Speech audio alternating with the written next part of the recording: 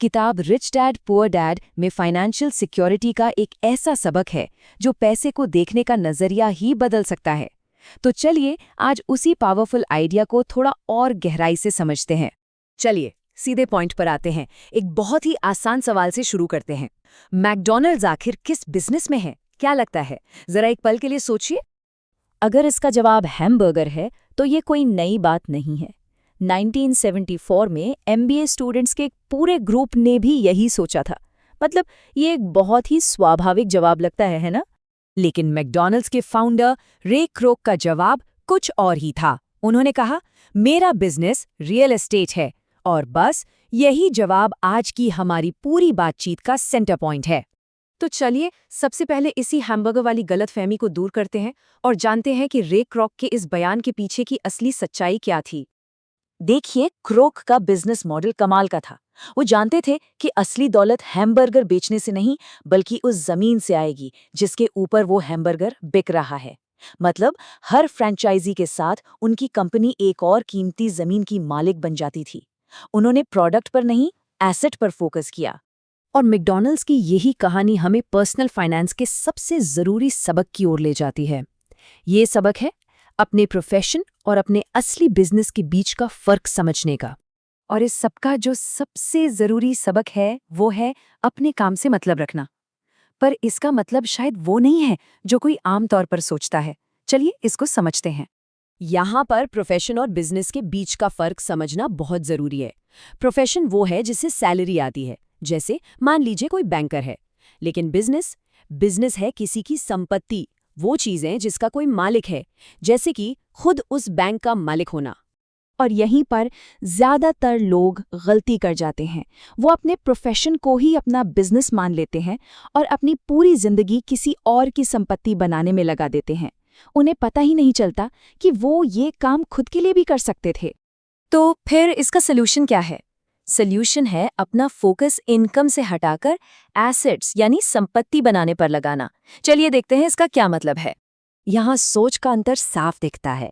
ज्यादातर लोग अपनी सैलरी बढ़ाने पर फोकस करते हैं, जैसे प्रमोशन मिल जाए या फिर ओवरटाइम कर ले।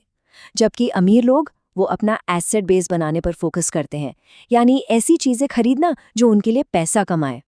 और ये बात इस आइडिया को और भी पक्का करती है।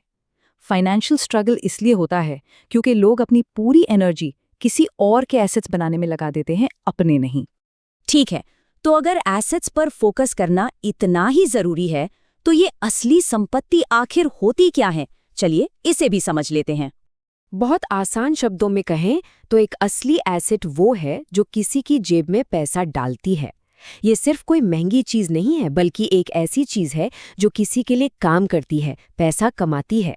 इसके कुछ अच्छे उदाहरण हैं स्टॉक और बॉन्ड, किराए पर दी गई प्रॉपर्टी, या कोई ऐसा बिजनेस जिसे कोई खुद नहीं चला रहा। यहाँ तक कि किताबों या म्यूजिक से मिलने वाली रॉयल्टी भी एक असली एसेट है, क्योंकि ये सभी लगातार इनकम जनरेट करते हैं। और सबसे अच्छी बात पता है क्या है? ये सब करने के लिए अपनी नौकरी छोड़ने की जरूरत बिल्कुल नहीं है। स्ट्रैटेजी ये है कि अपनी नौकरी करते रहें और उस इनकम का इस्तेमाल धीरे धीरे और लगातार अपना एसेट कॉलम बनाने के लिए करें। अब एक मजेदार टॉपिक पर आते हैं, महंगी चीजें या लग्जरी आइटम्स। हर कोई उन्हें चाहता है, लेकिन अमीर लोग उन्हें खरीदने का एक बहुत ही अलग तरीका अपनाते हैं। देखिए, सब कुछ इस बात पर डिपेंड करता है कि कोई महंगी चीज कब खरीदी जाती है। ये एक छोटा सा फर्क है, लेकिन इसके नतीजे बहुत बड़े होते हैं। यहाँ दो रास्ते हैं।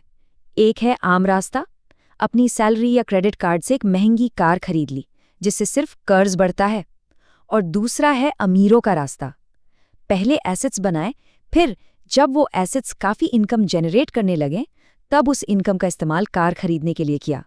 इस तरह से वो महंगी चीज सिर्फ एक सामान नहीं रह जाती, बल्कि वो किसी की फाइनेंशियल समझदारी का एक इनाम बन जाती है।